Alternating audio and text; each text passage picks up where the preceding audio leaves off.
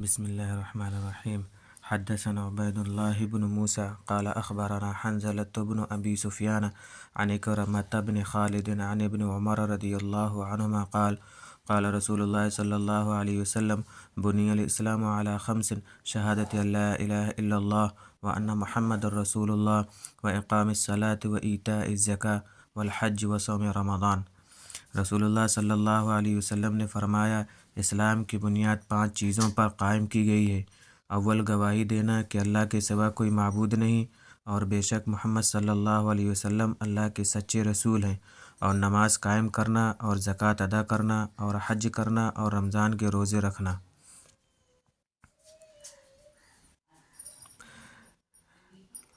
باب امور الایمان وقول اللہ تعالی لیس البر ان تولوا وجوهكم قبل المشرق والمغرب ولكن البر من آمن بالله واليوم الآخر والملائكة والكتاب والنبيين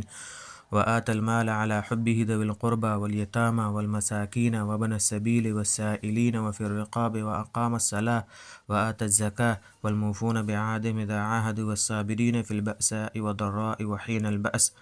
اور اللہ پاک کے اس فرمان کی تشریح کہ نیکی یہی نہیں ہے کہ تم نماز میں اپنا منہ یورپ یا پشچم کی طرف کر لو۔ اصلی نیکی تو اس انسان کی ہے جو اللہ کی ذات و صفات پر یقین رکھے اور قیامت کو برحق مانے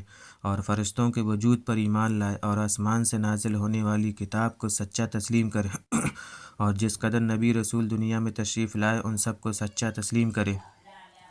اور وہ شخص مال دیتا ہو اللہ کی محبت میں اپنے رشتہ داروں کو اور یتیموں کو اور دوسرے محتاج لوگوں کو اور تنگ دست مسافروں کو اور لاچاری میں سوال کرنے والوں کو اور قیدی اور غلاموں کی گردن چھڑانے میں اور نماز کی پابندی کرتا ہو اور زکوٰۃ ادا کرتا ہو اور اپنے وعدوں کو پورا کرنے والے جب وہ کسی امر کی بابت وعدہ کریں، اور وہ لوگ جو صبر و شکر کرنے والے ہیں تنگ دستی میں اور بیماری میں اور جہاد میں، یہی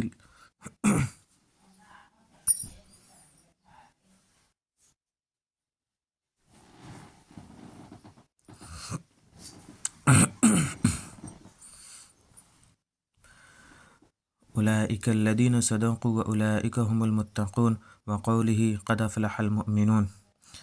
اور یہی لوگ وہ ہیں جن کو سچا مومن کہا جا سکتا ہے، اور یہی لوگ در حقیقت پرہیزگار ہیں، یقیناً ایمان والے کامیاب ہوں گے۔